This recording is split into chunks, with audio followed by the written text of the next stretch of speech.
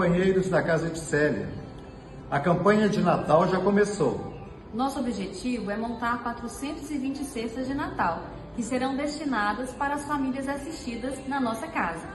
Além dos alimentos, também arrecadaremos brinquedos e material escolar através das cartinhas de Natal. Quer ajudar? Saiba como no site ou na secretaria da Associação Espírita Célia Xavier. Desejamos neste Natal que as famílias estejam mais unidas, celebrando o nascimento de Jesus. É tempo de paz e amor. Todo irmão, sem cor, sem raça, sem distinção, te damos graças, ó Mestre irmão, por nascer entre nós a...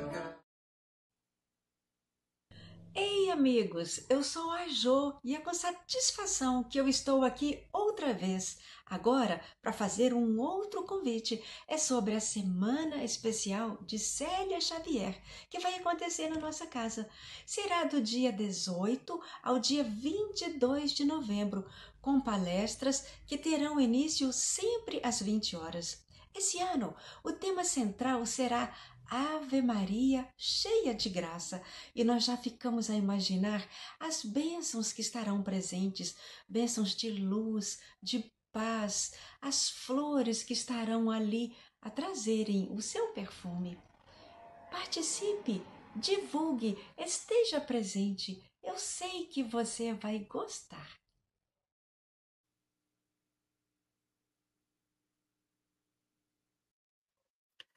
Muito boa tarde para todos vocês. Nós estamos sequenciando nosso estudo de O Livro dos Espíritos, e hoje nós vamos entrar em mais um tópico do capítulo 4 da pluralidade das existências.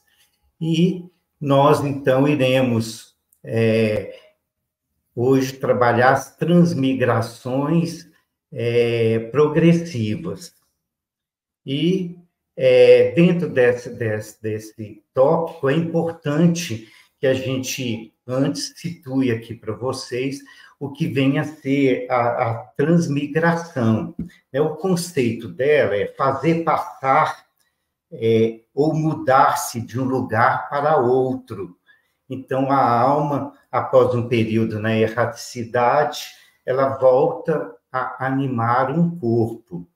Mas, diferentemente do que se tinha esse conceito no Oriente, segundo o qual se poderia voltar num corpo, por exemplo, de um animal, Kardec, de uma forma muito clara aqui, ele coloca para nós o adjetivo aqui, progressivo. E o que ele quer dizer com isso? Que a alma progride sempre, né? Ela atravessa sucessivamente cada etapa de um processo. Então, olha a sapiência de Kardec. As transmigrações, elas seguem sempre um objetivo finalístico, que é a nossa evolução e a perfeição possível a que nós vamos chegar lá na frente, né? Então, para a gente sequenciar a leitura aqui das questões, então, nós vamos ler, então, a questão 189, que abre esse item que nós estamos estudando, o capítulo 4, da parte segunda de O Livro dos Espíritos. Então, a questão proposta por Kardec, a 189, é a seguinte: desde o início de sua formação, goza o espírito da plenitude de suas faculdades? Então, olha a pergunta que Kardec está fazendo. Goza o espírito da plenitude de suas faculdades? Quer dizer, desde a sua formação.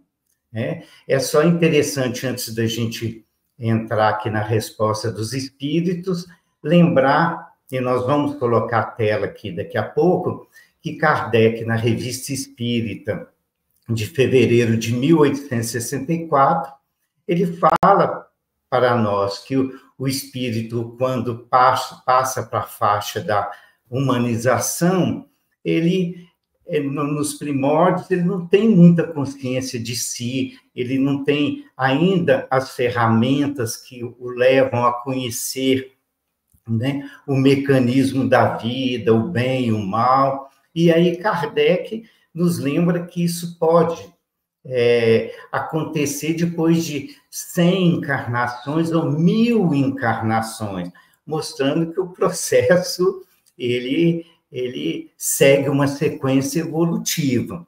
Então, vamos ver o que Kardec, o que os espíritos vão responder a Kardec aqui, depois a gente volta com aquela lâmina da Revista Espírita.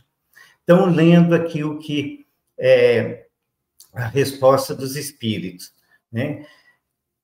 Lendo primeiro novamente a pergunta. Desde o início de sua formação, goza o espírito da plenitude de suas faculdades? Não, pois que para o espírito, como para o homem, também há infância. Em sua origem, a vida do espírito é apenas instintiva. Ele mal tem consciência de si mesmo e de seus atos. A inteligência só pouco a pouco se desenvolve. Então, é muito inteligente essa resposta dos espíritos, né? Na nossa origem, quando o princípio inteligente alcançou a faixa humana, então, efetivamente, ele vai começar a dar os seus primeiros passos, e dando esses primeiros passos, ele mal tem consciência de si mesmo e de seus atos. A inteligência só pouco a pouco se desenvolve. Então, lembrando que em estudos anteriores, nós trouxemos essa lâmina aqui de Kardec, que está lá na Revista Espírita, de fevereiro de 1864. Ele diz aqui assim: ignoramos absolutamente em que condições se dão as primeiras encarnações da alma, porque é um dos princípios das coisas que estão nos segredos de Deus. Então, nós ignoramos absolutamente como que se dá isso, né? Apenas sabemos que são criadas simples e ignorantes, tendo todas, assim, o mesmo ponto de partida, o que é conforme a justiça. Então, nós aqui até podemos completar, né? Nós temos o ponto de partida, criados enquanto princípio espiritual, simples e ignorante, vamos adquirindo a inteligência, passando pelos reinos inferiores, e vamos chegar lá na frente, em todos, sem exceção, como espíritos perfeitos, puros, mas tem um longo caminho, e esse caminho corre por nossa conta, né? Então, continua aqui Kardec. O que também sabemos é que o livre-arbítrio só se desenvolve pouco a pouco, e após numerosas evoluções na vida corpórea, né? Não é, pois, nem após a primeira, nem após a segunda encarnação, que a alma tem consciência bastante nítida de si mesma para ser responsável pelos seus atos, e pode ser que aconteça, como ele coloca aqui, após a 100ª ou até a 1000ª encarnação. Então, o espírito, quando adentra a faixa de humanização, ele leva um tempo muito grande, e num campo apropriado que são os mundos primitivos, né? Os planetas que efetivamente estão aptos a receber esses espíritos em suas primeiras encarnações. Então, veja bem como que a situação é complexa. Kardec faz a pergunta, logicamente, de uma forma didática para nos esclarecer, né? Se chegando à faixa hominal, o espírito já tem condição, né, de sequenciar normalmente. Ele fala que não, que no início, voltando aqui na questão, olha aqui, o que os espíritos colocam. Não, pois para o espírito, como para o homem, também há infância. Então, quando ele chega nesses primórdios da evolução na faixa hominal, né, a faixa humana, ele então está no período da infância, em mundo primitivo. Ele fala lá, olha, em sua origem, a vida do espírito é apenas instintiva, né? Então, aquilo que ele automatizou na retaguarda, enquanto sensações, impactações, o instinto que se desenvolveu e se automatizou, ele vai estar se expressando, até que ele, né, ao longo dessas centenas de anos ou milhares de anos, ele vai adquirindo a consciência de si mesmo e de seus atos. Então, a inteligência só paulatinamente vai se desenvolvendo, né? Então, vamos passar para a questão 190, agora, tendo explicado a 189. Então, Kardec faz a seguinte pergunta: qual o estado da alma na sua primeira encarnação? Então, ele chegou, né, dos reinos inferiores em condições de ter a primeira encarnação na faixa humana, né? Então, a alma que é o espírito encarnado. Então, os espíritos respondem de novo, da infância na vida corporal. A inteligência, então, apenas desabrocha. A alma se ensaia para a vida. Então, veja bem que é muito interessante essa resposta. A inteligência, então, apenas se desabrocha. Então, nós sabemos, né, que, na medida que o espírito adentra a faixa humana, ele passa a ter o pensamento contínuo, vai trabalhando a razão, o sentimento, e vai fazendo os seus primeiros ensaios, as suas primeiras escolhas através do livre-arbítrio.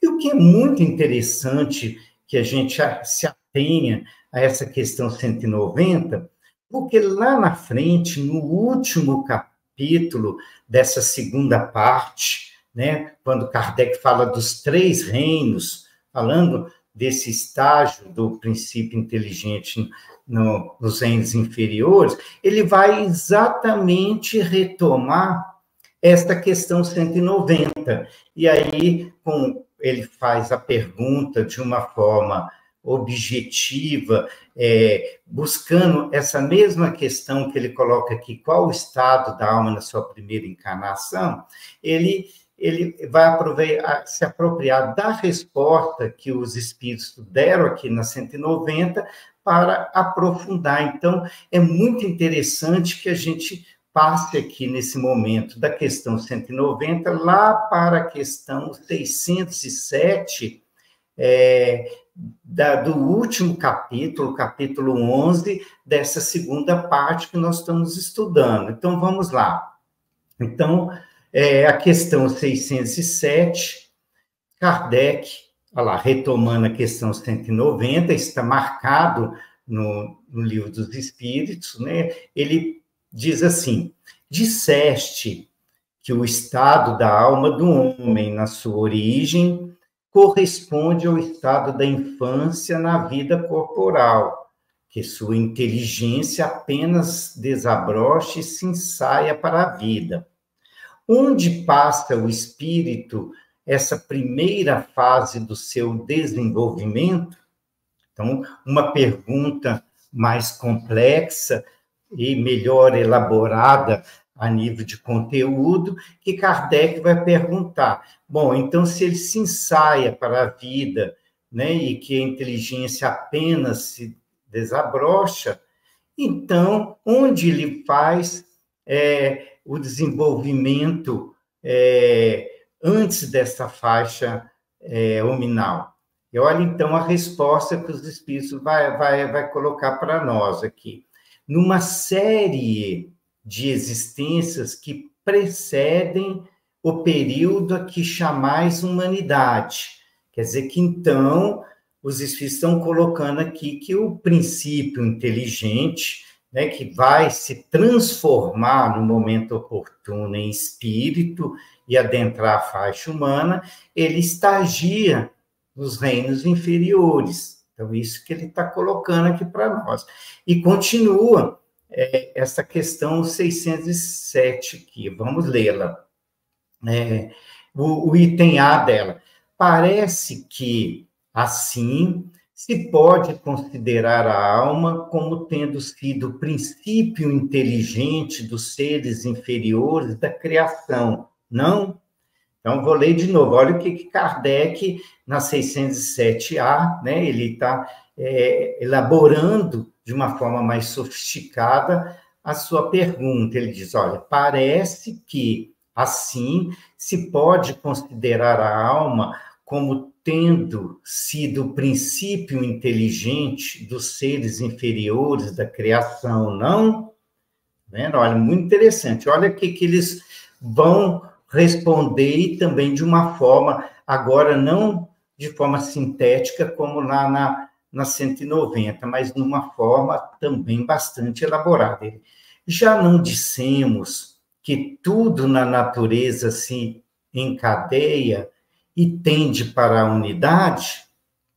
Nesses seres cuja totalidade estás longe de conhecer, é que o princípio inteligente se elabora, se individualiza pouco a pouco e se ensaia para a vida, conforme acabamos de dizer. Então, lá nesses seres cuja totalidade estás longe de conhecer, é que o princípio inteligente se elabora, se individualiza pouco a pouco e se ensaia para a vida, conforme acabamos de dizer. É, de certo modo, um trabalho preparatório, como o da germinação, por efeito do qual o princípio inteligente sofre uma transformação e se torna espírito. Então, ele já elaborou de tal forma nesses reinos que ele está em condição de sofrer uma transformação para adentrar a faixa humana. Olha que interessante, como que isso é bonito. Vamos acabar de ler aqui para a gente fazer uma reflexão. Então, ele coloca aqui, entra então no período de humanização, começando a ter consciência do seu futuro, capaz de distinguir o bem do mal e a responsabilidade dos seus atos. Então, olha como que isso é muito bonito para que a gente reflita aqui. Eu me lembro, a gente já até falou em algumas, um tempo atrás, nesse nosso estudo, o que André Luiz, em Evolução em Dois Mundos, no capítulo 3º, ele coloca para nós, ele diz assim, olha, contudo, esse capítulo 3º, ele tem por título Evolução e Corpo Espiritual. Então, veja o que André Luiz diz para nós. Contudo, para alcançar a idade da razão, com o título de homem, veja bem, com o título de homem, dotado de raciocínio e discernimento, o ser automatizado em seus impulsos, quer dizer, automatizado em seus impulsos. Então, passando pelos reinos inferiores, ele foi trabalhando as impactações, as sensações, o instinto, até que isso tudo estivesse automatizado na sua estrutura íntima, né? Então, o ser automatizado em seus impulsos na romagem para o reino angélico, despendeu para chegar aos primórdios da época quaternária, em que a civilização elementar do Sílex denuncia algum primor de técnica, nada menos de 1,5 bilhão de anos. Então, olha como que a evolução não dá saltos e ela vai sendo gestada desde o germe, lá, simples e ignorante, provindo do pai, né? Passando por todos esses estágios para chegar. Essa época é que nós vamos ter o Homo habilis, o Homo sapiens, já trabalhando com alguma técnica, né? O sílex é uma pedra muito dura, né, de fino grão, e que eles utilizavam como armamento, sendo abaulado, oval, né, onde se segurava com uma ponta aguda para poder se defender e caçar, né? Então, ele fala que isso levou 1,5 bilhão de anos, né? E que, a partir, né, dessa época, de lá para cá, foram 200 mil anos. Então, veja bem que nós passamos por um processo até essa individualização, estando efetivamente preparados. É por isso que Kardec vai nos dizer, de lá para cá, né, ainda precisamos de uma centena ou 1 milhar de anos, vamos dizer assim, de encarnações, melhor dizendo, para que a gente possa, então, ter a consciência dos nossos atos, conhecer o bem e o mal e fazer as nossas escolhas através do livre-arbítrio. Então, vemos que é muito importante essas colocações para nós. E nós trouxemos isso para mostrar como o processo evolutivo nosso é extraordinário, como o Criador, na sua infinita misericórdia para com todas as suas criaturas, tem pensado em todo esse projeto, esse esboço, né, que se tornou projeto e que todos nós, indistintamente, vamos palmilhar a senda evolutiva até a perfeição possível, delineada pelo Criador para todos nós, suas criaturas. Então, vamos sequenciar aqui agora. A questão 191, né? Vamos lê-la aqui, então. Kardec faz a seguinte pergunta: as dos nossos selvagens são almas no estado de infância? Então, olha a pergunta: as dos nossos selvagens são almas no estado de infância? A resposta dos espíritos é muito inteligente. Olha, de infância relativa, pois já são almas desenvolvidas, visto que já nutrem paixões. Olha que interessante. Então, aí Kardec, né, abre o item A desta questão e pergunta assim: então as paixões são um sinal de desenvolvimento? Aí a resposta dos espíritos: de desenvolvimento, sim, de perfeição, porém, não. São sinal de atividade de consciência do eu, porquanto na alma primitiva a inteligência e a vida se acham no estado de germe. Então, olha as considerações que nós temos aqui.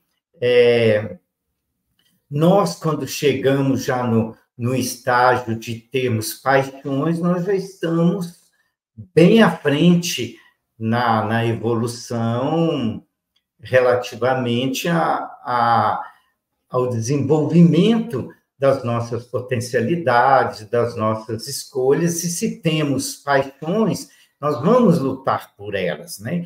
E o que Kardec vai trazer para nós, que é interessante aqui, na questão 907, lá bem mais à frente de O Livro dos Espíritos, já na parte terceira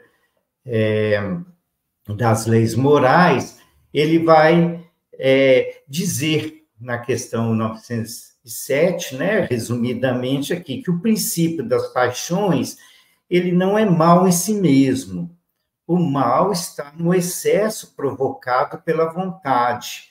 pois o princípio foi dado ao homem para o bem. Então, veja bem, o princípio das paixões foi dado ao homem para o bem. Olha que interessante que ele está colocando aqui. E as paixões podem conduzi-lo a grandes coisas. Então, ela é um móvel das nossas atitudes na conquista dos nossos propósitos, né? Ele continua assim, o abuso a que ele se entrega, né, o homem, o espírito encarnado, né, o abuso a que ele se entrega é que causa o mal. Olha que interessante, né? Então, aí nessa questão 907, Kardec ainda faz o seguinte comentário, olha que interessante o comentário dele. As paixões são alavancas que decumplicam as forças do homem e o ajuda a cumprir os desígnios da providência. Então, tem um motivo. As paixões foram colocadas para fazer com que as nossas forças sejam ampliadas, né? E que nós estejamos aptos a cumprir os desígnios do Criador, né? O que ele espera de nós no nosso trabalho. Então, a gente vê que quando a gente desvirtua as paixões, através dos excessos, é que está o mal. E, a respeito disso, nós trouxemos aqui, que nós vamos ler para vocês, um texto de Joana de Ângeles, que está em Lições para a Felicidade, que é o capítulo 27, e tem por título Vícios e Paixões, né? Então, vamos ler aqui. Lourenço, você podia ampliar um pouquinho para mim? Obrigado. As paixões que dominam as criaturas humanas são resultado das heranças instintivas primevas que as impulsionavam na conquista das necessidades, emulando, ou seja, impulsionando ao avanço e à preservação da vida. Então, as paixões, né, que dominam as criaturas humanas são o resultado de heranças instintivas, naquelas primeiras encarnações, né, que impulsionavam na conquista das necessidades, emulando ao avanço, dizer, propiciando o avanço e a preservação da vida. Na impossibilidade momentânea, por falta do discernimento e da razão, para bem compreender os valores ético-morais, as paixões, algumas mesmo asselvajadas, atiravam-nas, né, as criaturas, nas lutas renhidas, das quais resultava a sobrevivência e os logros para uma melhor qualidade da vida, né? Então, olha como que isso é importante o que ele está trazendo aqui para nós. Ele não, a Joana de Ângeles, né, na psicografia do Divaldo, nesse livro Lições para a Felicidade. Né, as paixões que dominam as criaturas humanas são resultado das heranças instintivas. E é por isso que, através da evolução, na medida que nós vamos conquistando os valores morais, né, nós vamos passando a ter o domínio, né, dessas paixões a nível interno, para que a gente possa atuar com elas de forma sublimada, cumprindo, como foi dito por Kardec no comentário à questão 907, os desígnios do Criador. Né? Então, a gente vê que tudo serve à evolução, nada está aí por acaso. Agora, tudo depende do homem, do caminho que ele vai palmilhando, de como ele vai exercendo o seu livre-arbítrio, para que, efetivamente, ele busque o bem e a redenção. Agora, nós já estamos partindo para o final do nosso estudo hoje, mas nós vamos continuar aqui, então, a questão, lembrando que nós estamos na questão 191, voltando rapidinho nela aqui, olha,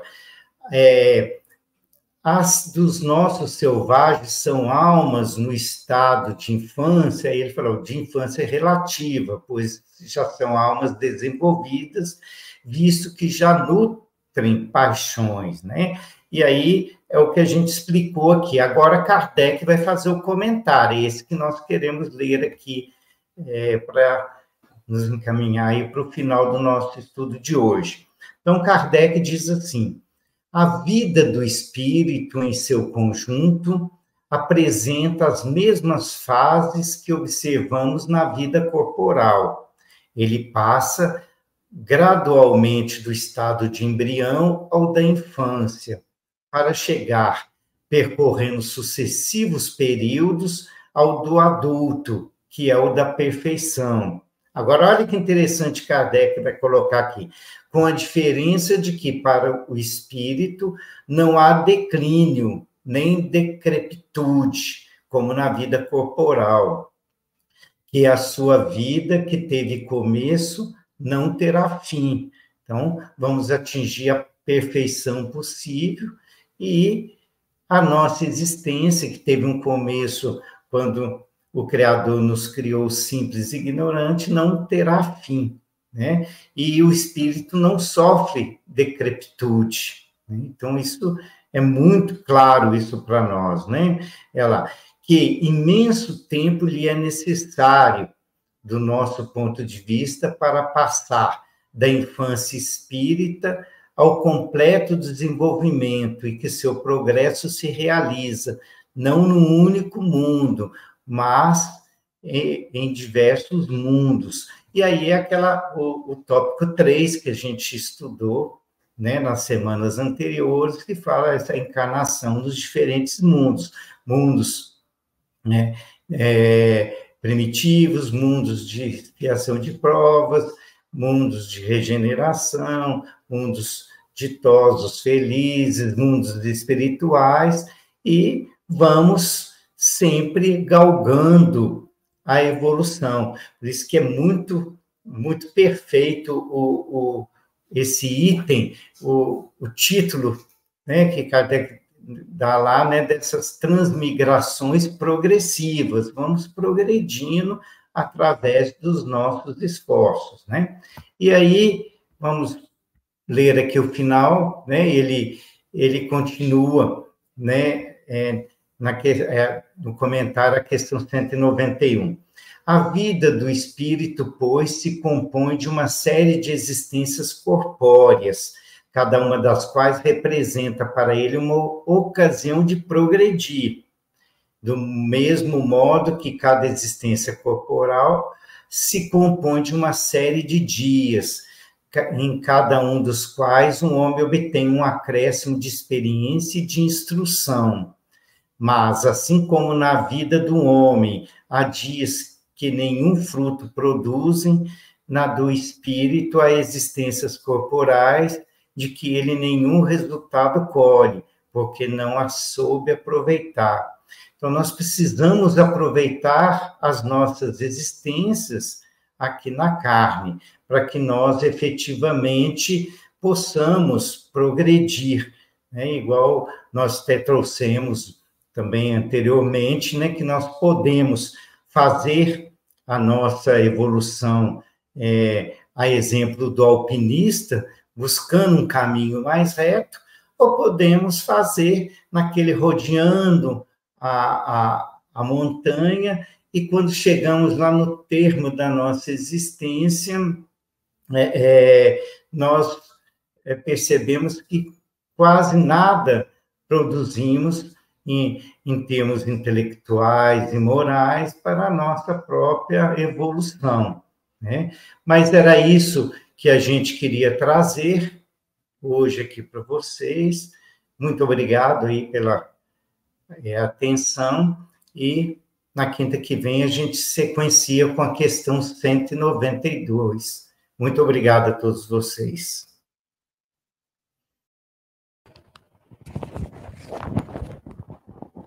O Mário agradeceu Vamos agradecer a ele, né? Porque mesmo a distância, a hora que eu cheguei ali, eu falei assim, cadê o Mário? Ele estava na tela. Mesmo a distância, ele estava presente, né, Dona Geralda? Bom, gente, graças a Deus, né? Mais uma vez, estamos aqui. Então, vamos nos, né, sintonizar com a luz divina, com a luz de amor dessa casa. Vamos nos sintonizar com a patrona Célia Xavier e toda a sua equipe espiritual que aqui está, que nos recebe com carinho, que nos acolhe e que nos auxilia a todos presentes aqui dos dois planos da vida, que todas as quintas-feiras nós viemos, né? Viemos para ouvir uma palestra, viemos para aprender um pouco mais sobre o Evangelho de Jesus. Hoje nós vamos ter a palestra do Marco Antônio, né? Então vamos fazer a nossa prece inicial, rogando ao Divino Mestre Jesus e a nossa Mãe Santíssima que nos ilumine a nossa casa mental para ampliar o nosso entendimento, que pacifique o nosso coração, acalmando nossas aflições, para que possamos, cada um de nós, introjetar o aprendizado dessa tarde de hoje e assim sairmos daqui melhores do que chegamos. Pedimos, Mestre Jesus e Mãe Divina, não só para nós, mas pedimos também para os que não estão presentes fisicamente, pedimos também para os irmãos desencarnados que estão presentes, fazem parte também aqui da nossa reunião, e rogamos também as mesmas bênçãos em favor de todos os nossos afetos e desafetos. Ave Maria, de amor e bondade, sê nosso guia na caridade, cheia de graça, luz e amor, conduz nossas almas ao Redentor. O Senhor é convosco, o Senhor é convosco, ó Mãe Puríssima. Bendita sois vós, ó Mãe Amantíssima. Bendito é o fruto tão cheio de luz. Do vosso ventre nasceu Jesus. Ó Maria, rogai por nós, pois dentre as mulheres, bendita sois vós. Que a vibração dessa prece nos ampare a todos, inspire também o nosso palestrante da tarde, né, para que possamos dar continuidade aos trabalhos da Casa de Célia. Lembrando aqui, só gostaria de lembrar que assim como o Mário hoje, diante, né, ele não pôde estar fisicamente, mas gravou o seu estudo para nós também podemos acessar via o site da Célia Xavier, da casa, tem lá a TV Célia, a gente acessa as aulas anteriores, né? Para a gente rever, ou então, se porventura nós perdemos algum dia, para a gente acompanhar esse estudo do Livro dos Espíritos, que ele faz por nós, né, Dona Geralda? E lembrando também a todos que no final da palestra, o passe é coletivo, dado aqui mesmo, como sempre, pela equipe da Sandra, mas a gente às vezes reforça, porque pode ter alguém que está vindo pela primeira vez, ou mesmo alguma dúvida, né? Onde vai ser o passe? Vai ter passe? Não vai? Todas as quintas-feiras, ele ocorre aqui nesse mesmo salão, né? Só que na hora do passe, a gente pede sempre para as pessoas reunirem mais, né? Vir aqui mais para o centro e tudo, que facilita os trabalhos e a recepção também das energias. Não é mesmo, Sandra? Então, graças ao Pai Eterno, né, que nós temos essa casa para aqui, né, termos essa oportunidade de estudar o Evangelho de Jesus, de aprender, porque, como o Mário mesmo nos mostra aí pelo estudo, o progresso é lento. O progresso é lento, mas ele é contínuo. Então, a gente tem que fazer por onde, né? Para não ficar estacionado. E pouco a pouco, a gente ir melhorando, equilibrando as nossas energias, melhorando o nosso íntimo, que é a nossa essência. Não é verdade?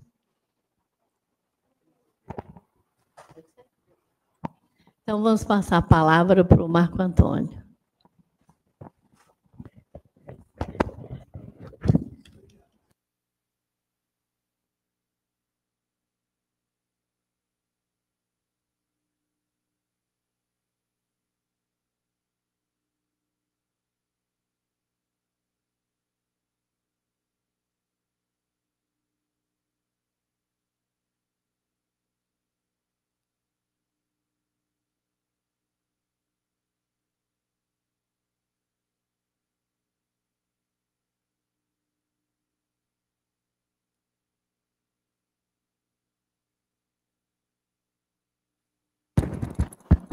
Alô, alô.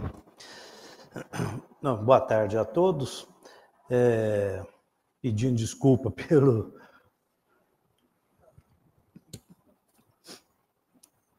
pelos inconvenientes aí, que demoramos a estabelecer aqui o contato para a nossa palestra, né? Bem, hoje nós vamos falar sobre o livro, né? Dando continuidade ao estudo do livro Palavras de Vida Eterna. E hoje nós vamos falar sobre o capítulo 128. Esse capítulo 128, o tema dele chama desculpismo. Quer dizer, a gente fazer desculpas, né? Apresentar desculpas, apresentar escusas. E eu vou fazer a leitura do texto inicialmente, para depois a gente entronizar, né, nos comentários. O texto diz assim: e todos, a uma vez, começaram a escusar-se. Disse-lhe o primeiro: comprei um campo e importa ir vê-lo. Rogo-te, me hajas por escusado. São palavras de Jesus no Evangelho de Lucas, capítulo 14, o verso 18. Desculpismo sempre foi a porta de escape dos que abandonam as próprias obrigações.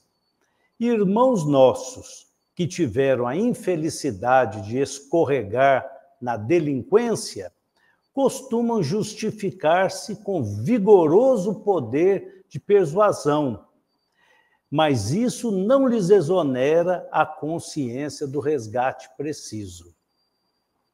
Companheiros que arruinam o corpo em hábitos viciosos e arquitetam largo sistema de escusas, tentando legitimar as atitudes infelizes que adotam, comovendo a quem os ouve, e, entretanto, acabam suportando em si mesmo as consequências das responsabilidades a que se afeiçoam.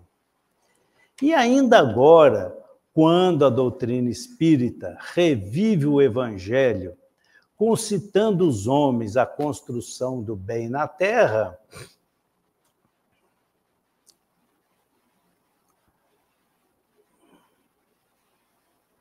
surgem as pencas, as desculpas, disfarçando deserções. Estou muito jovem ainda. Sou velho demais. Assumi compromissos de monta e não posso atender. Minhas atribulações são enormes. Obrigações de família estão crescendo. Os negócios não me permitem qualquer atividade espiritual. Empenhei-me a débitos que me afligem. Os filhos me tomam tempo. Problemas são muitos. Tantas são as evasivas e tão veementes aparecem que os ouvintes mais argutos terminam convencidos de que se encontram frente de grandes sofredores ou de criaturas francamente incapazes, passando até mesmo a sustentá-los na fuga. Os convidados para a lavoura da luz, no entanto, engodados por si próprios, acordam para a verdade no momento oportuno e, atados a ruinosas consequências da própria leviandade, não encontram outra providência restauradora, senão a de esperarem por outras reencarnações. Então, esse texto vai mostrar para nós as desculpas, né? Quantas desculpas existem quando nós somos chamados ao trabalho na seara da luz. E ele inicia esse texto dizendo assim: e todos, a uma vez, começaram a escusar-se. Disse-lhe o primeiro: comprei um campo, e importa ir vê-lo. Rogo-te que haja escusado. Então, esse texto, o Emmanuel tirou ali, né, daquela parábola que está em Lucas, né, no capítulo 14, entre os versos 15 e 24, em que Jesus estava na casa de um senhor, num jantar, não é? E ali ele curou, né, um homem hidrópico, né? Hidrópico, a hidropsia, é aqueles edemas que a pessoa tem em determinadas partes do corpo, ficam muito inchadas, né? Acontece muito em criança, em bebês, né? E ele curou, né, um hidrópico, né? E alguém lá no meio da multidão disse, né, que ele estava nos oferecendo o pão do amor e que benditos seriam todos aqueles que aceitassem, né, esse pão divino. E aí Jesus aproveitou que ele tinha dito, né, essa frase e ele contou, né, a parábola de um grande banquete, em que um senhor preparou um grande banquete e pediu ao seu servo que fosse buscar os convidados. Mas quando ele chamou um convidado, não podia ir, porque tinha comprado um terreno e tinha lá que ver o terreno. Ou tinha comprado uma junta de 5 bois e precisava ir lá ver os bois, né, como é que estavam. Outro deu a desculpa de que estava casado de pouco tempo, então não podia ir. Então, quando o servo voltou, o senhor, né, disse assim, não, então volta lá e chama todos que você encontrar pelo caminho. Os doentes, coxos, cego, pode trazer todos. E ele foi e trouxe muitos. E aí, ainda o recinto ainda tinha muitos lugares. Aí, então, esse senhor, né, do banquete disse assim, volte e traga todos, os mais longínquos, os que têm qualquer tipo de doença, né? E ele foi e trouxe mais e encheu o recinto. Então ele falou, olha, os convidados que eu chamei não vieram, não terão parte, né, nesse pão, né, nesse banquete. Muito bem. Então a gente percebe claramente nessa parábola que ele estava falando sobre o Senhor da casa, né, que era Deus, né? E o banquete ele estava oferecendo o reino celeste, o reino de Deus. E muitos não estavam querendo, né, aceitar, né, essa oferta dele. E os convidados dele eram os hebreus, né, que eram aqueles que conheciam, professavam uma única doutrina, né, e ele achou que eles seriam os primeiros, ele teria vindo para esses hebreus, e eles foram os que não aceitaram, recusaram essa oferta.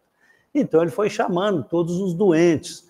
Os doentes, na concepção dos hebreus, né, eram os impuros, eram aqueles impuros, então ele foi trazendo os impuros. E os longínquos, que seriam os gentios, né, o pessoal que os hebreus se afastavam dele, porque ele era um povo que se misturou em muitas raças e muitas religiões.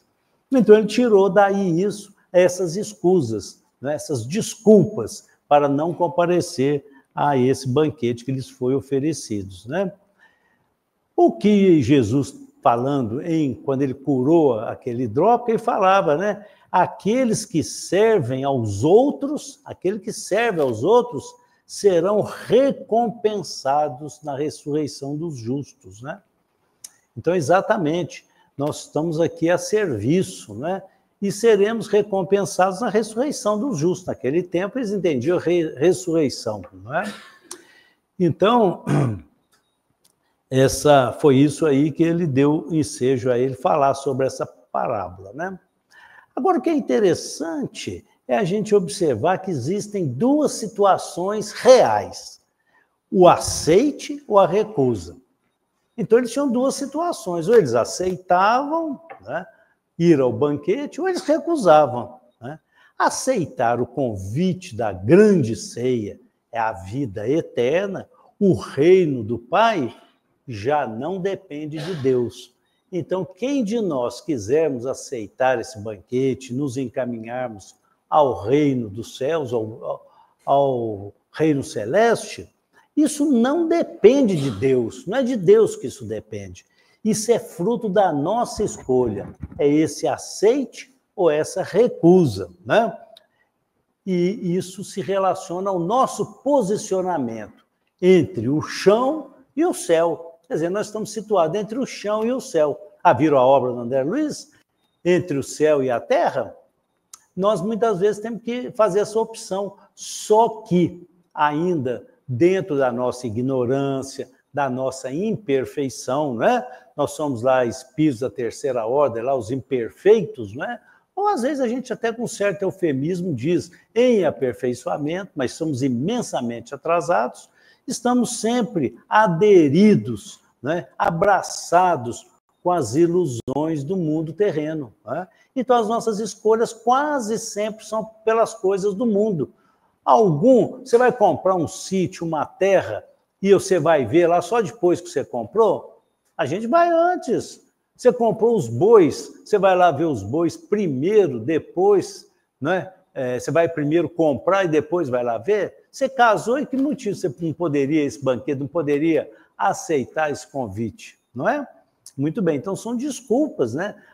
Esfarrapadas, né? Que nós costumamos dar quando somos convidados a isso, né?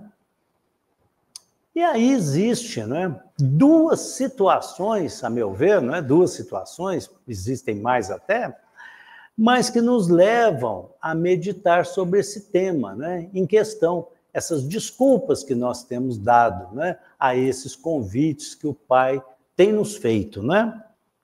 Então, a primeira é que nós vivemos num planeta de expiação e provas, né? Então, nós somos espíritos imperfeitos, como dito agora, estamos em evolução, e a grande maioria está aqui para resgate ou por expiação.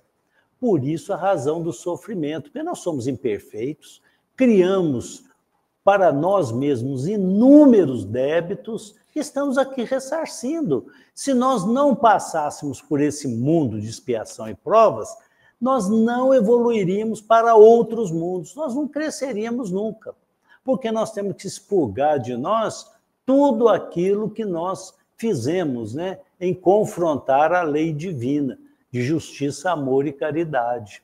Então, nós temos que agora expurgar aquele débito que nós temos. Evidentemente que nós podemos ressarcir esse nosso débito pelo amor também, né? Fazendo o bem, a caridade a todos. Mas, na maioria das vezes, esses chamados que nos são dirigidos, nós recusamos, razão de que nós temos que ressarcir pelo sofrimento, na grande maioria dos casos. Então, nós sofremos nesse mundo com o objetivo de expurgarmos e crescermos espiritualmente. E a segunda, né, situação, esse planeta está migrando para o mundo de regeneração. Isso quer dizer que grande parte da população do globo atingiu um nível que permite que ele passe a um nível de regeneração. São santos? Não. São ótimos espíritos? Não. São espíritos que já têm um conteúdo de entendimento maior, então eles podem adentrar um mundo de regeneração onde existe uma coexistência do bem e do mal e vai haver uma predominância do bem. Então, eles já estão em condições de vivenciar isso. Então, como esse mundo está se transformando, nós precisamos nos preparar muito rapidamente para acompanharmos a transição. Tem alguns que às vezes dizem, mas se eu vou ser perfeito um dia, não importa. Eu posso demorar milênios, não sei quantos, bilhões de anos, mas vou ser perfeito.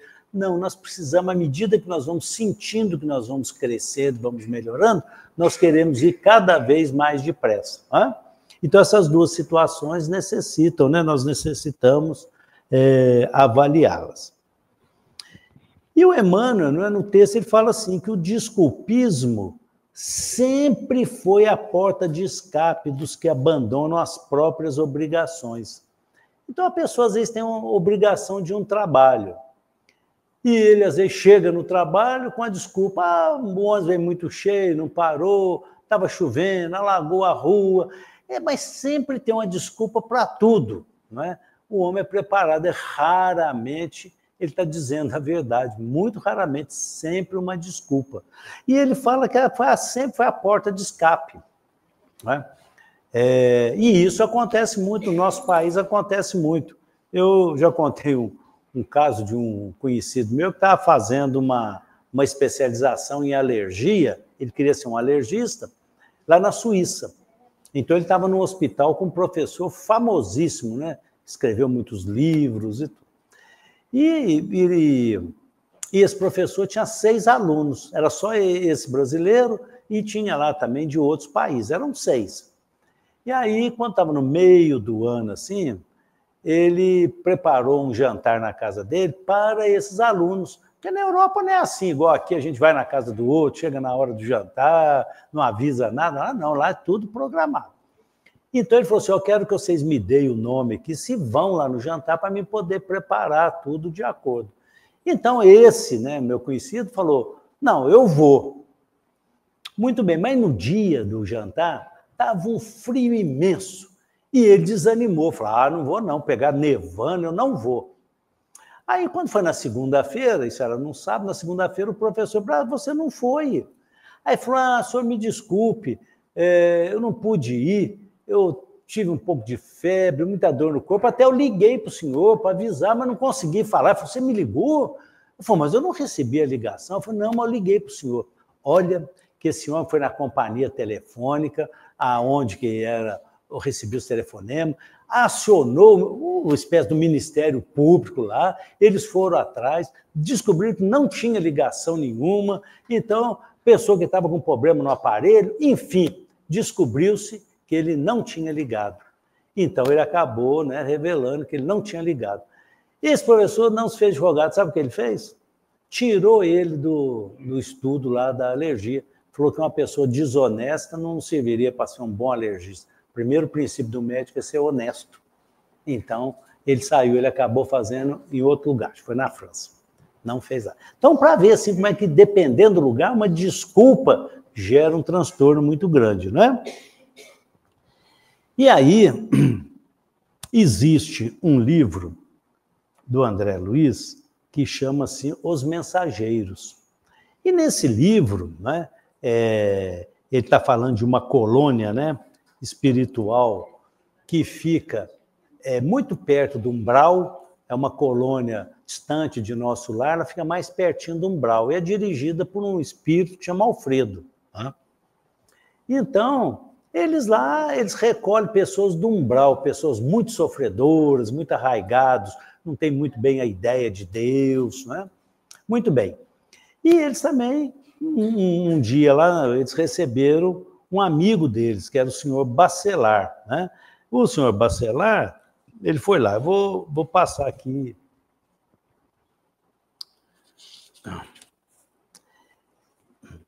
Ele está dizendo que mesmo essas colônias têm uma vida social. De vez em quando ele recebe também amigos, né, de outras colônias, de outro local. Então, o Alfredo recebeu o senhor Bacelar. Esses visitantes eram o casal Bacelar e as 2 filhas jovens. O chefe do grupo, esse senhor Bacelar, mostrava uma idade avançada, revelando, porém, excelentes disposições. A senhora, a esposa dele, né, dava impressão de madureza, aparentando, contudo, muita vivacidade, assim como as duas moças. Então, ele conversou um pouquinho com o Alfredo, e o Alfredo falou assim, o nosso amigo, o André Luiz, o nosso amigo Bacelar é chefe de turma de assistência aos nossos irmãos do círculo carnal. Tem longa experiência dos homens e conhece-os como ninguém. Há muito que aproveitar nas suas observações, né? Então, esse Alfredo, que era o dirigente dessa casa, apresentou o senhor Bacelar ao André Luiz, falou que ele lidava com os homens no mundo, né? E que tinha muita experiência a ser útil para o André Luiz, né? Aí o senhor Bacelar falou, não, nem tanto, né? Exclamou o senhor Bacelar, não tanto, eu sou um simples companheiro de vocês, cumprindo deveres por acréscimo da misericórdia divina, né? O novo amigo fitou o André Luiz, né, com inteligência e perguntou, né, foram médicos no mundo? Estava o André Luiz e um que estava junto com ele, chamado Vicente, eram médicos aqui no mundo. Aí falou, sim, os dois responderam a um só tempo. Então o senhor Bacelar falou, eu sempre gosto de conversar com os amigos recorrendo a símbolos da própria profissão deles, né?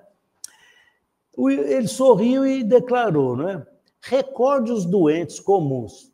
Recorde os seus doentes comuns.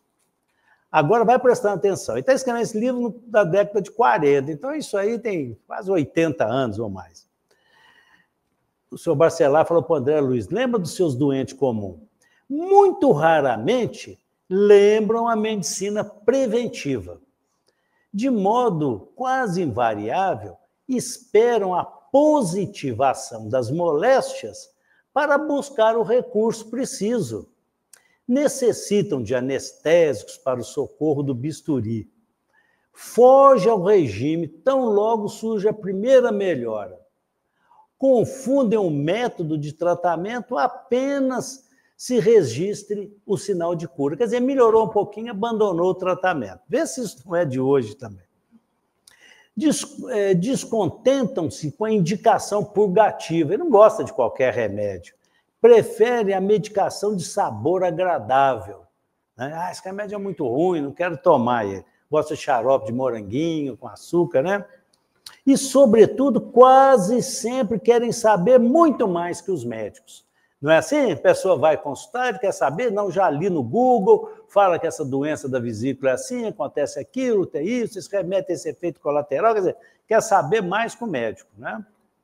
Então, em síntese, essa síntese aplicada a corpos doentes, agora ele vai dizer, representa em nosso campo de serviço espiritual, né, um resumo do programa de assistência aos espíritos enfermos encarnados na Terra, e com agravantes de vulto. Espírito enfermo, assim, que tem diversos problemas, né? Porque em nosso setor não podemos manipular a alma, a maneira do cirurgião que opera as amígdalas. Você vai lá nas amígdalas e tirou as amígdalas do cirurgião. Como é que eles, espíritos, vão manipular a alma, né? Somos forçados à preparação do campo mental, quer dizer, eles vão falar para nós. Conveniente. Né? E vamos proceder à semeadura de pensamentos novos, velar pela germinação e ajudar os rebentos minúsculos e aguardar a obra do tempo. Atenção. Nossa luta não é simples, porque se o clínico do mundo encontra sempre familiares amorosos, dispostos a cooperar com ele em benefício do doente, o que encontramos por nossa vez são enormes legiões de elementos adversos à nossa atividade restauradora e curativa.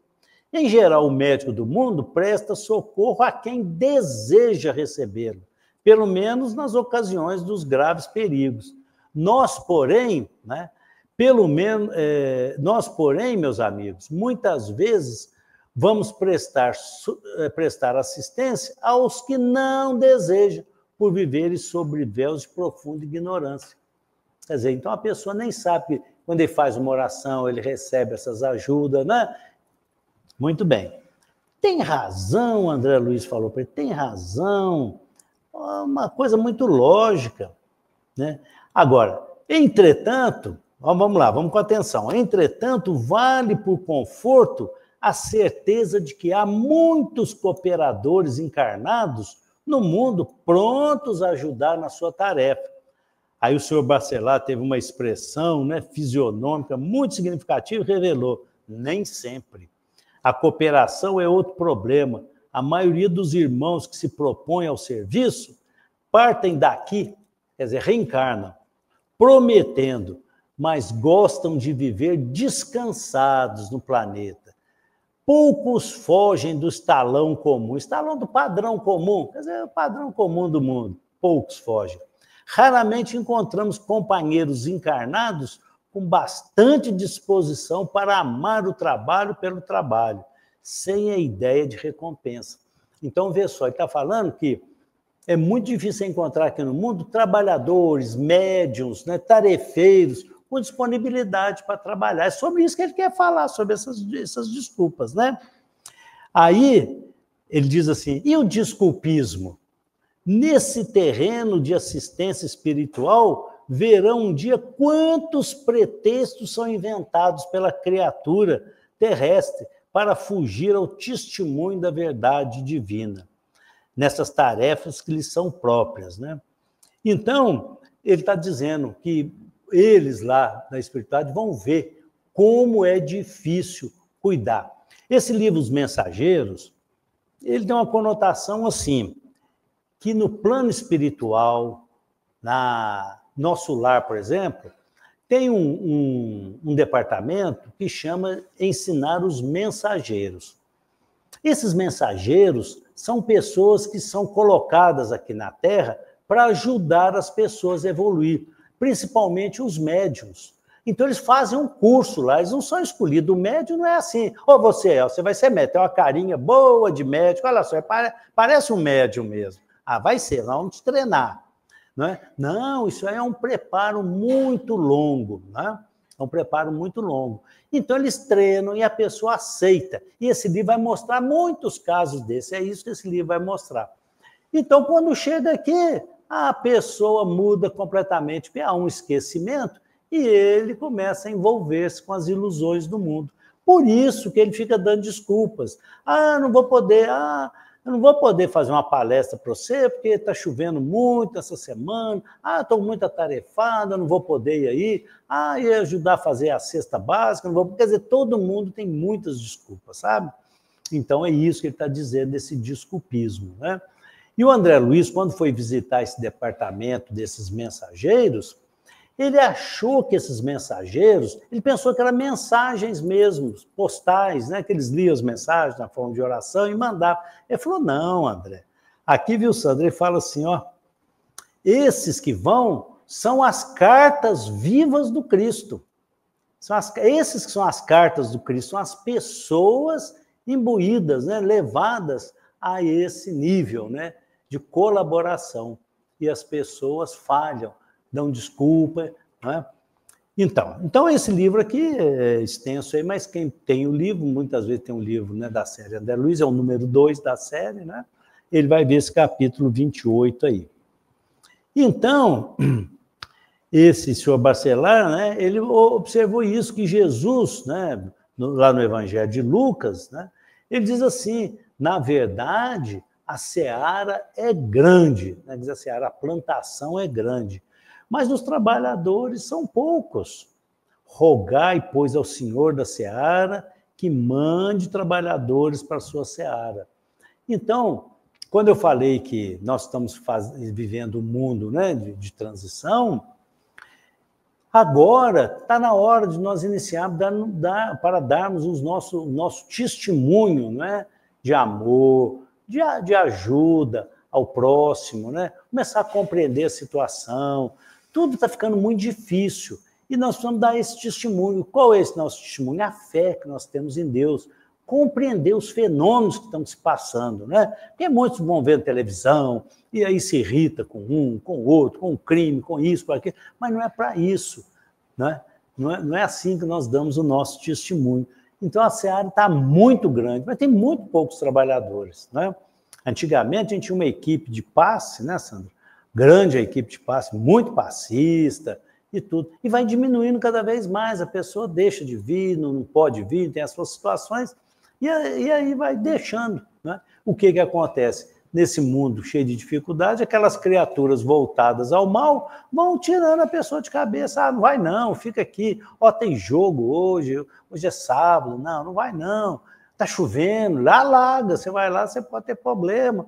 Aí a pessoa deixa de vir.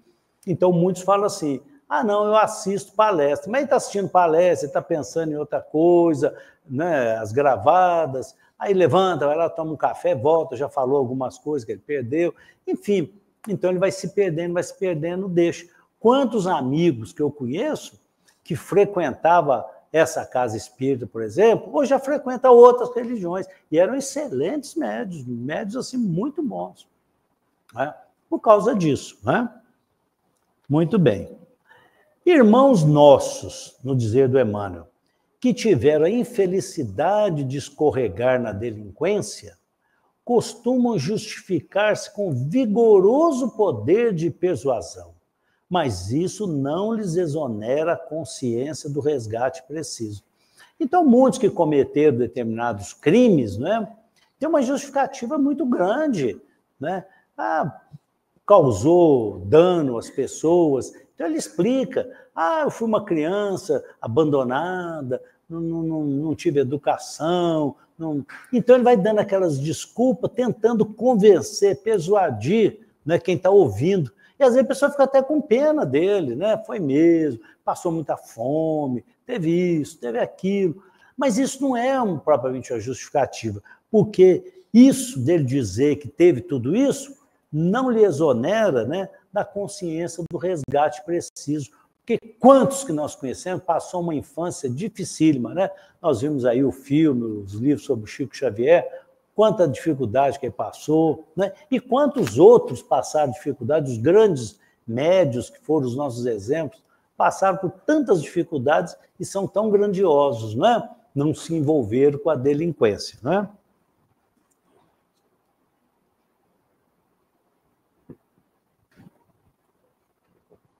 E o resgate vem porque nós vamos pagar até o último ceitil. Nós temos que resgatar tudo que nós fizemos, todas as nossas dívidas, não é? Muito bem. No Livro dos Espíritos, né, a questão 813, o Kardec vai perguntar ao Espírito da Verdade se há pessoas que, por culpa sua, pela culpa própria, caem na miséria, né? Na miséria dos vícios, etc. Nenhuma responsabilidade caberá à sociedade, porque muitas vezes nós ficamos pensando que a culpa de tudo isso é do governo, é do prefeito, é não sei de quem, é do político, do padre, do espírita. A gente acha que a culpa é sempre de alguém. Mas ele está perguntando se a culpa da pessoa cair, então, nesses vícios, nessa miséria, também não tem responsabilidade a sociedade por isso. E o que o Espírito da Verdade responde? Ele responde assim, olha, mas certamente já dissemos que a sociedade é muitas vezes a principal culpada de semelhante coisa. Demais, não tem ela que velar pela educação moral dos seus membros? Então, nós não podemos, né, ficar esperando que um vai fazer, o outro vai fazer. Ele não fez, também não vou fazer. Não, cada um tem que fazer o dever, né, que nós temos condições de fazer, não é? Aquela questão lá também, 886, do Livro dos Espíritos, que eles perguntam, né? Kardec pergunta aos espíritos, como é a caridade, como entendia Jesus, aí ele disse, né? Benevolência para com todos, indulgência para com a imperfeição alheia e perdão às ofensas. Então, isso é caridade. Isso nós não podemos fazer? Se nós começarmos a fazer, nós aqui, então, começarmos a fazer, em breve nós já seremos muitos. A grande questão é que eu fico esperando, eu não vejo ninguém fazer, ninguém na minha casa faz, meus vizinhos não fazem, condomínio aqui não tem ninguém que faz. Não é? Então, a benevolência é ser bom, né? Que é muito diferente de ser bonzinho, né? Porque o bom é justo. O bonzinho, muitas vezes, é injusto. Passa a mão na cabeça de quem fez errado. E aí estimula a continuar errando. Então, ser bom. Ser indulgente para a imperfeição dos outros, sabendo que nós também somos imperfeitos. Nós não estamos encarnados todos aqui, a grande maioria de nós estamos, né? Somos espíritos imperfeitos, buscando devagarinho o nosso aperfeiçoamento. Então, nós temos que entender que o outro erra porque eu também erro. E perdoar as ofensas, quer dizer, eu não tenho que perdoar. Hoje eu vi uma coisa no trânsito interessante. Eu estava vindo ali pela Nossa Senhora de Fátima, aí uma pessoa que está na minha frente deu seta para subir para um lado de uma garagem e tinha uma senhora de costa arrumando umas coisas para a criança lá. E ele não quis buzinar, evidentemente. Eu parei assim atrás dele e um ônibus atrás buzinando, banana na mão e estava... Tem jeito de eu sair em cima dele, ele sair... Aí que a moça, tanto o ônibus buzinar, a senhora viu, aí ela tirou a criança, saiu, o almoço foi subir, né, e continuou buzinando e tudo. Quer dizer, então, isso aí, você perdoa a pessoa, fala, essa pessoa ignora o bem. Eu não sou conivente com o mal, eu não vou perdoar o mal nunca, o mal não, mas a pessoa que tem a ignorância, não é? Então a gente perdoa exatamente para a gente viver em paz, viver feliz, não é? Muito bem. Uma grande médium que chama Ivone Pereira, eu acho que todo mundo conhece, pelos livros maravilhosos da Ivone Pereira, não é? Devassando o Invisível, Memórias de um Suicida, não é? Essa Ivone Pereira, ela perguntou então ao mentor dela por que é permitido ocorrer tais monstruosidades que a gente tem visto hoje, não é? O mentor da Ivone Pereira, só para a pessoa saber, chama Charles. O Charles foi pai dela numa anterior encarnação, e ela tinha muita visão dessa encarnação, em que o Charles era o pai dela, né? Muito bem. Então, ela perguntou qual era a razão dessas monstruosidades, e o mentor é firme e muito preciso nos seus argumentos. O que ele disse? Ele disse assim, gente, minha querida irmã, explicou veemente, será oportuno considerar que, da mesma forma, monstruosidade será a sociedade deixar um órfão ou um filho de pais miseráveis ou delinquentes, criar-se ao abandono pelas ruas. E a sociedade o faz agora. E o fez com estes mesmos que estás vendo aqui. Espíritos estavam desencarnados, né? Monstruosidade será também omitir providência humanitária para que o jovem abandonado ou o pobre se instrua, eduque e habilite de modo a furtar-se à humilhação da ignorância, prendendo-se na escola do dever e da honestidade. Então, veja só, a gente passa ali em São Paulo, ali, né, onde tem aqueles drogados todos, né? A pessoa sobe o vidro, vira para lá, finge que nem sabe que é ali a Cracolândia, que é dito, né? Passa no lugar, tem muitas vezes mendigo sentado, o cara fica com medo de ser assaltado, mas nunca fez nada por isso. Então, é exatamente o que acontece. Amanhã, muitas vezes, nós estamos resgatando isso aí, vamos sentar também como mendigo à espera da benevolência de algum, não é? Então, ele está dizendo, a sociedade, nós, sociedades, somos culpados, sim, pelo que acontece, né? E o Emmanuel continua. Companheiros que arruinam o corpo em hábitos viciosos arquitetam largos sistemas de escusas, tentando legitimar as atitudes infelizes que adotam, comovendo quem os ouve.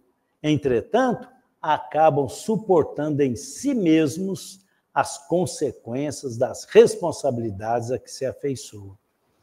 Então, assim, coincidentemente, semana passada eu fui atender uma pessoa que é motorista profissional. E hoje em dia, pela legislação, eles têm que fazer um exame que chama exame toxicológico. E o exame toxicológico dele deu positivo para cocaína. Então, a pessoa que o exame toxicológico está positivo, ele tem que ser afastado do trabalho, né? Não pode dirigir profissionalmente, qualquer tipo, aí, carretas, etc., né? Profissionalmente, e ser encaminhado para um tratamento, né? Hoje em dia, a lei deseja que as empresas tenham um programa para encaminhar essas pessoas e tudo. Mas você precisa de ver as desculpas que ele deu, sabe? Nossa, como foi a criação dele? A esposa abandonou ele, levou o filho embora, ele teve que fazer uma viagem pela empresa dele, atirou tudo de casa, diz ele, né? Levou tudo embora, levou os 2 filhos, ele nem sabe onde ela está, e que com isso agravou o problema dele, mas ele usa droga. Então... Ou seja, ele falou que estava com uma vergonha muito grande de estar falando comigo, que ele me conhecia. Enfim, veja só, e dá tanta desculpa, você acaba até falando, oh, coitado, ele tem muita razão. Não, não tem razão. Aí tem profissionalmente, vamos encaminhar para um tratamento, tá vendo? Mas eles são desse jeito. Vai num lugar desse que tem drogado ou delinquente de qualquer natureza para você ver a explicação deles como é. E ainda agora, quando a doutrina espírita revive o evangelho, concitando os homens à construção do bem na terra, surgem as pencas, desculpas, disfarçando deserções. Eu até gostei disso, as pencas, que antigamente falava isso, né? Tem as pencas, né? Então, o que a doutrina está falando para nós? Que o mundo está, né, passando a mundo de regeneração. Então, nós precisamos seguir, ler esse evangelho, entender o evangelho. Por quê? Porque Jesus fala lá em João 14:6, que ele é o caminho, a verdade e a vida. Não tem outro. Porque se nós acharmos que temos outro, nós não acreditamos em Jesus. Ele mentiu para nós. Então, esse é o único caminho. Não podemos ter aquela ideia, todos os caminhos vão a Roma. Não vão, não. Pode ser os caminhos físicos aí da Terra. Mas o caminho do reino celeste é só esse. E ninguém vai ao Pai ou vem ao Pai se não for por mim. Então, essa é a grandiosidade desse versículo. E agora a doutrina espírita está nos concitando a rever esse evangelho, agora muito a fundo. Revendo como? Não é decorando o versículo. É inserindo esses versículos, essas passagens, na nossa vida, vivendo isso. Mas a maioria que é convocado para esse banquete que eu falei aí da parábola, né, apresenta inúmeras desculpas, né? Ah, estou muito jovem ainda, o jovem quer viver, velocidade, correr, comer, comprar, vestir, fazer cursos, etc. Sou velho demais agora, não dá para fazer mais nada não, já estou esquecendo, não leio bem. Assumir compromissos de monta e não posso atender. Minhas atribulações são enormes, como só ele tivesse atribulações, ninguém de nós aqui tem atribulações, só ele. Obrigações de família estão crescendo, porque os filhos vão crescendo, as obrigações vão crescendo, mas não quer dizer que nós não possamos fazer alguma coisa nessa seara, não é? Cristã, não é? Não quer dizer.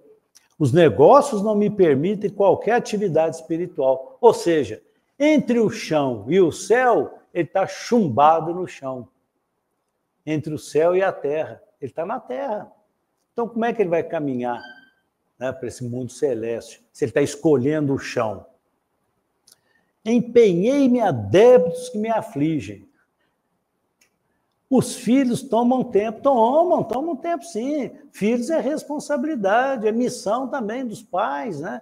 Nós aceitamos esses filhos, aceitamos essa missão, né? Ah, os problemas são muitos. Então, são muitos problemas, ele não faz mais nada. Então, vem essas desculpas a esse tempo, nós precisamos, né, já de fazer alguma modificação.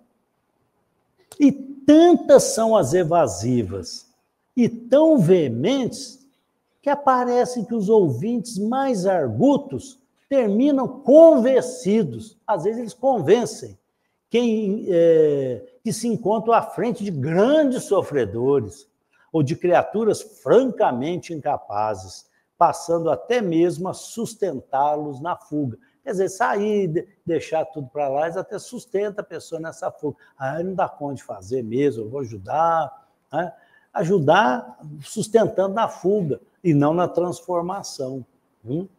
Então, isso tem gente que fala assim, nossa, ele é assim, ele é um jogador, perde tudo, prejudica, mas ele é um homem tão bom. Não é tão bom, ele tem que ser... Pede dinheiro para todo mundo. Se ele for ruim, xingar todo mundo, fazer fofoca, quem dá dinheiro para ele? É o argumento que ele usa, é isso mesmo, geralmente são bons, são pessoas maravilhosas, amigas, te abraçam, chora quando está conversando com você. Então, tem que tomar muito cuidado com isso, que a gente tem que transformar e não alimentar essa situação. O Chico Xavier vai falar isso. Permanecer na sombra ou na luz, na dor ou na alegria, no mal ou no bem, é uma ação espiritual que depende de nós. Lembra do que eu falei? Isso não depende de Jesus, isso não depende, não é, de Deus, isso depende de nós. O nosso amigo espiritual vai ajudar, o nosso mensageiro, não falei dos mensageiros que menos ajudar, o amigo espiritual é um. Ele está tentando, mas como o Sr. Bacelar falou, não tem como sei lá na alma do sujeito e transformar. Não é? Então, isso depende de nós, essa ação. Não é? O céu, olha que ele conclui, o céu começará sempre em nós mesmos e o inferno tem o tamanho da rebeldia de cada um. Compreenderam, gente, como que é essa situação? Nós fazemos as nossas escolhas, nós buscamos as coisas, e depois nós queremos justificar por que aquilo aconteceu. Eu resolvo embriagar-me, viciar-me no álcool, depois eu quero culpar os outros. O que a gente fala hoje, modernamente, terceirizar, né, aquilo que eu mesmo pratiquei. Então, no livro Renovando Atitudes, o espírito Hamed diz assim: o que chamamos sofrimento é simplesmente resultado da nossa falta de habilidade para desenvolver as coisas corretamente. Eu sofro por isso, pois na vida não existe prêmio e nem castigo, somente consequências dos nossos atos, né? Então, quer dizer, nós aqui não vamos ser premiados por uma conduta exemplar, maravilhosa. Não, isso é uma consequência da sua conduta. E nem vamos ser castigados, você está sendo castigado por isso. Não, também estamos colhendo a consequência. É a eterna lei do plantio e colheita. Nós estamos só colhendo. Tá? Então, quer dizer, é tudo meu, é tudo consequência do meu proceder. Então, esse sofrimento não é alguém que me impôs o sofrimento, fulano causou esse sofrimento, é fulano que me causa isso. Não, é consequência do que eu escolho, da minha escolha, né? Os convidados para a lavoura de luz, quer dizer, os convidados para aquele banquete, né? No entanto, engodados por si próprios, enganados por si próprios, porque eu não quero, né, receber aquele banquete, que é o reino celeste, as lições de amor, eu acabo enganado por mim mesmo, né? Engodados por si próprios. E eles acordam para a verdade no momento oportuno. Tudo bem, algum dia nós vamos acordar para a verdade. E muitas vezes esse despertar é às custas, às vezes, de um sofrimento, de uma perda muito grande. Às vezes você vai recordar as coisas naquele momento. Você já imaginou aquele sofrimento de você arrumar o quarto de um filho que já morreu? Você não vai pensar na vida, né, espiritual? Porque você quer o bem do seu filho, não é? Então, muitas vezes, nós recolhemos esse tipo de sofrimento como despertamento. Não cuidei do meu filho, eu não ensinei o meu filho.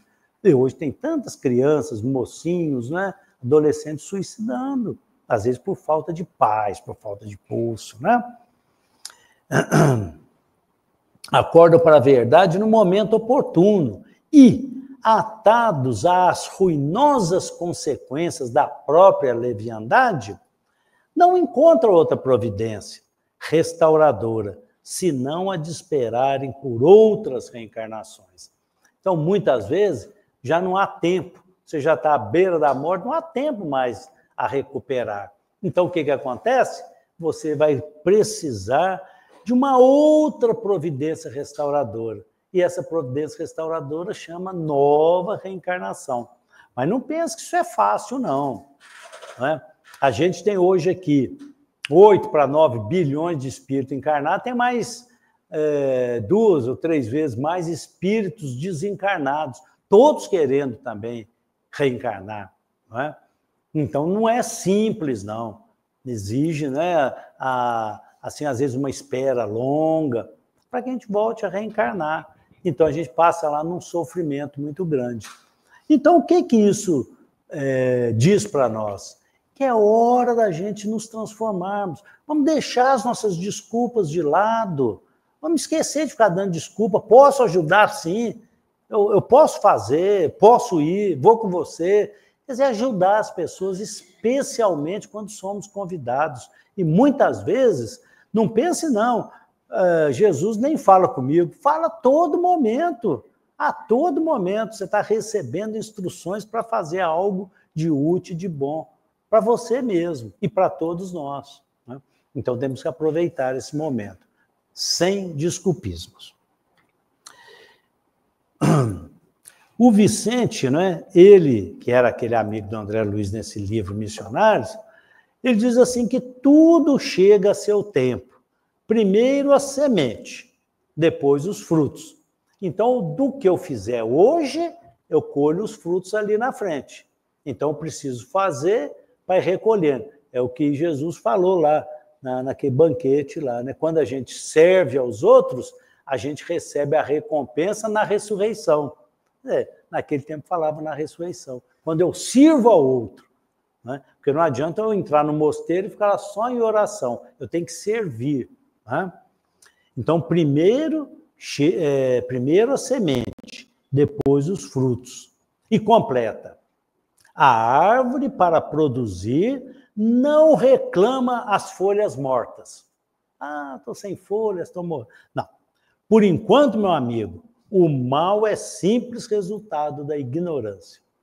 É isso que o Vicente falou para o André Luiz. A cara não fica reclamando, ela simplesmente trabalha para dar os seus frutos. Então, não tem que reclamar por aquilo que eu estou passando, eu estou tendo isso, tendo aquilo, eu tomo 20 remédios. Não, nada disso.